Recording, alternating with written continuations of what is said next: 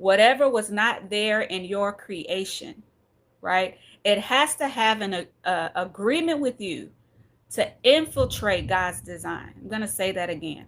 Whatever was not with you in your creation, it has to have an agreement of some sort to infiltrate God's design. Our brains are powerful, and we forget who created these bodies, right? It wasn't a tech giant, right? It was the all knower, the all seer, okay, the almighty.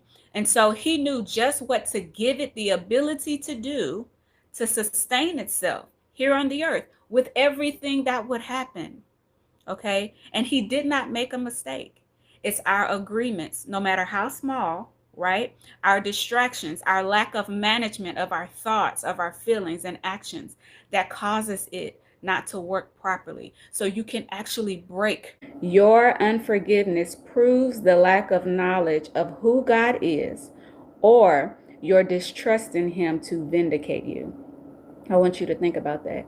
So the things that feed unforgiveness and keeps it rooted and keeps it growing are bitterness, right? Hatred, resentment, guilt and shame, fear of rejection, self-rejection, right? Fear of abandonment, self-abandonment, and also lack of identity. These things feed unforgiveness, and they're like fertilizer.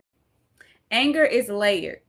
Anger can be a feeling, an emotion, a mood, or a behavior, right? So anger as an emotion is an inward automatic response to protect you by motivating you to respond when someone violates your boundaries, right?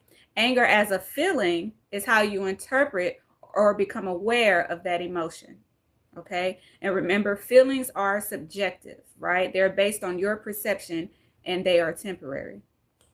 Anger as a mood is when the emotional state of anger goes beyond just a moment, right? It's longer lasting and it's more persistent. So anger becomes a mood when that emotional state of anger goes past just a moment.